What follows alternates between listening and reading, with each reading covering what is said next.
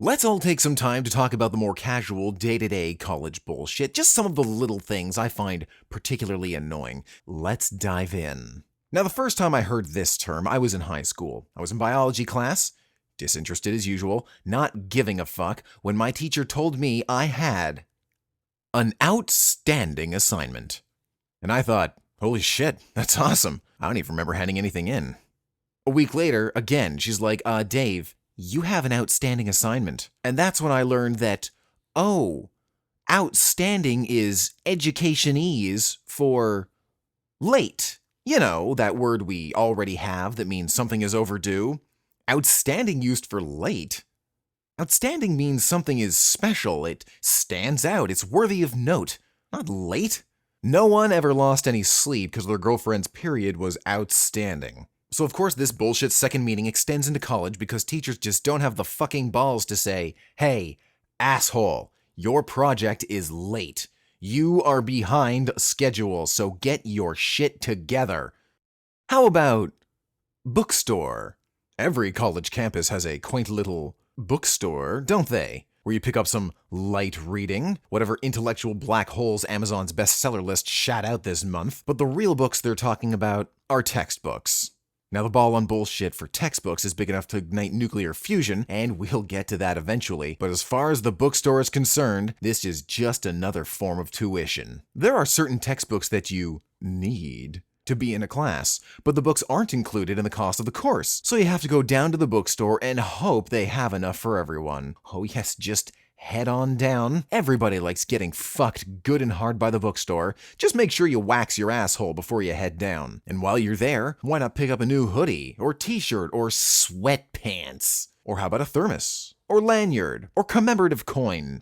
Replace everything you have with new shit from your school. You know what's great about this stuff? Not only does it fill a need that a lot of people have to find and latch onto an identity, but it lets everyone else know loud and clear who owns you. Bookstore, my ass. They may as well call it the fucking gift shop.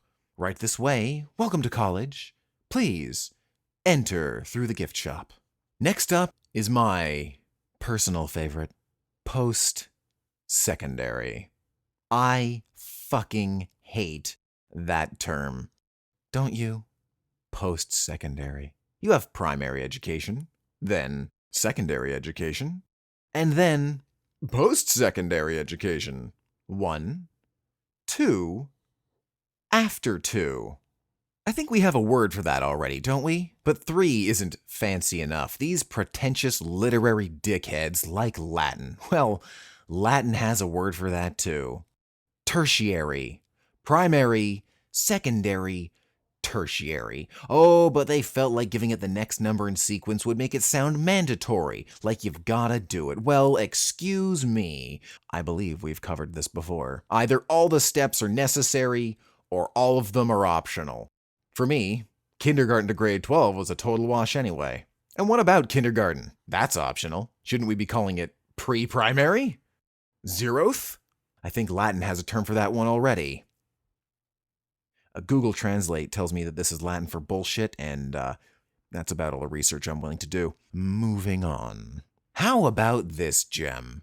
Financial aid. This is when the schools want to discuss ways to help you give them more money. Hey, this kid wants to give us some money to go to our school, but he doesn't have any. Brilliant plan. Tell him to go to the government and get their money to give to us. Fucking genius. Wish I thought of it. Here's another one I love.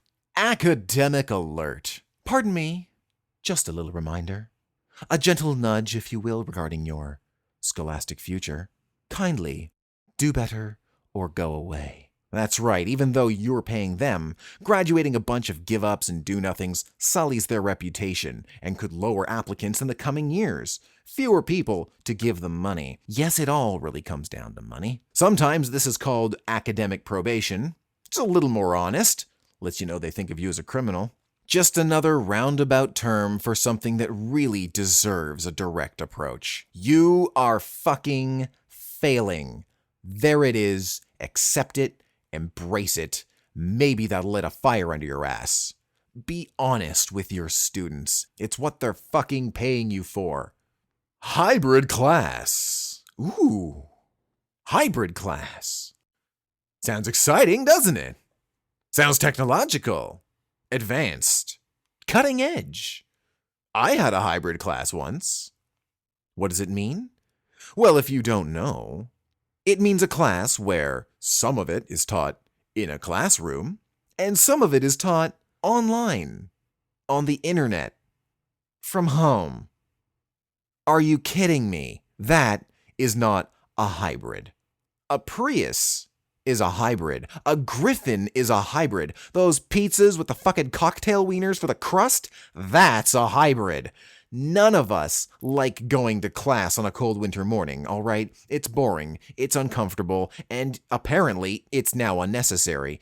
But for the tuition we pay, actually hold our classes in reality. Don't try to make it sound all futuristic and special. Again, it's dishonest.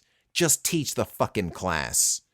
And you know, we're running out of time, let's wrap it up. Lastly, I've got to say, I never really liked the term liberal arts. Liberal arts. Liberal arts. Is this supposed to reflect how the arts are generally occupied by people of a left-wing mindset? Liberal arts are things like literature, art, philosophy, the things where you're supposed to be free to express yourself. Of course, if you follow the news these days, even poorly, you know that that's essentially the opposite of what a liberal arts education has become. You are free to express one of the following pre-approved opinions. So can the right wing not study art? Or does that mean there's a conservative arts? What the fuck is a conservative art? Is that like when the church went around painting fig leaves on all the genitals? Is it those fucking statues you see in front of office buildings? Well, as it turns out, liberal arts comes from the Latin liberal, which is for the free arts, which is to say that the shit a free person should know to have a respectable life. That's a free person, so not slaves.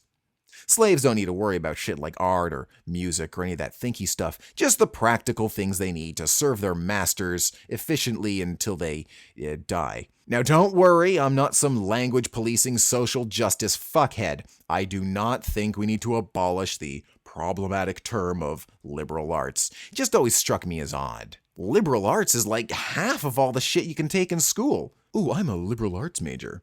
Okay, so did you take sociology or theater? It's too broad of a term. It means almost nothing. And really, it's just more honest. And that's what it comes down to. Just saying what you fucking are. Has Educationese, this sort of intelligentsia speak, circumvented practical dialogue? Can we not just say what we fucking are? Late. Psychology student. Failure. Hidden expenses, and you don't want to have to take off your pajama bottoms and put some real pants on to go teach a fucking class. Honesty. That's what language should be about. Is that too much to ask? So there you go, just some things I want to bitch about. Enough of that. But hey, we're already into November, so come on back next time and we'll wrap up the semester for Christmas vacation.